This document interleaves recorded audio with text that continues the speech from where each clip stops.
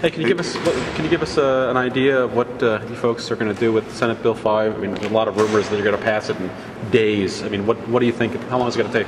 Well, we have to work our way into it over this weekend. I'll be talking with all of our leadership people, and I want to make sure that our people know what it is. I mean, it's a pretty big bill before we move it. Yeah, I think to me, that's very important. And so that implies this next week we've got the State of the State, and we can obviously start doing committee work.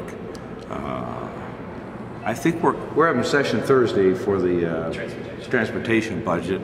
It is coming to us at a funny time in terms of doing anything spectacular by moving it with alacrity. But on the other hand, I think most everybody in my caucus has actually read the darn thing.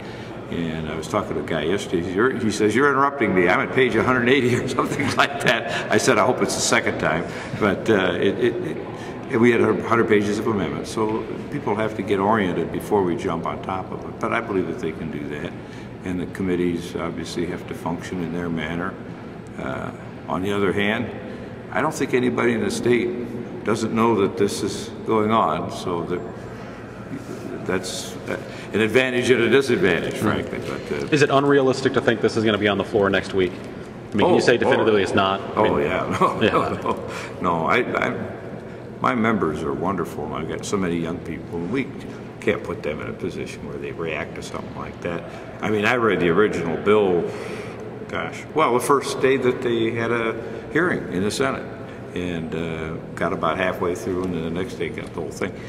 And it's not simple, and I think we also want to be very careful that we don't give the public the impression that somehow we're just zipping through this thing without reflection and feed the fires of a referendum. Is the goal still trying to get it passed before the governor rolls out his budget, or is that unrealistic too? That may be unrealistic. As I say, we're going to be working this afternoon. We get a conference call with all the leadership team and folks who are involved at the committee level. And I think we can come to a pretty good measure. But I'm never as hung up about doing something fast as I am about doing it thorough.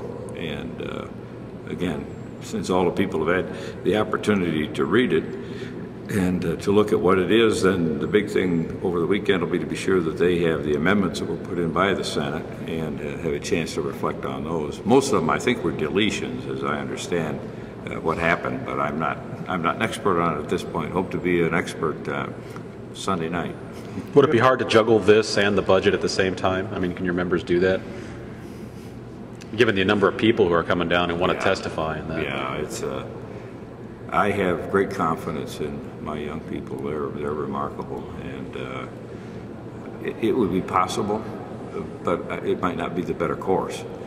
I'll have to decide that after I start calling members. That's one of the things you do in my business. I'm not even allowed to sit on any committees by my staff. They say I can't be back on the insurance committee that I love and the banking committee. So I'm doing something else though, and it mostly is communicating with the members of the caucus. And it's wonderful. Oh, did you see the press conference here? And Tina Rugg, yeah, she has her MBA from Wharton.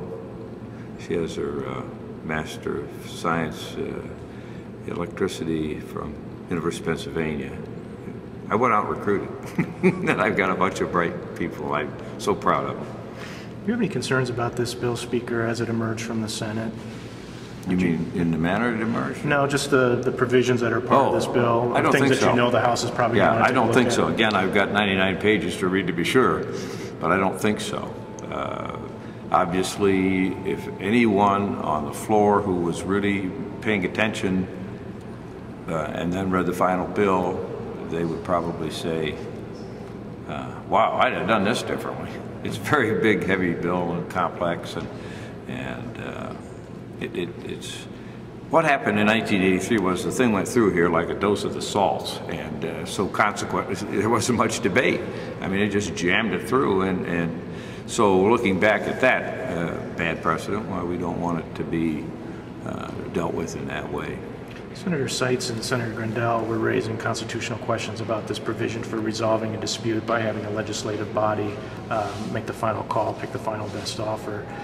Do you have any concerns along those lines? I mean, that seems to be one of the big sticking points in terms of people who are opposed to this bill, that measure.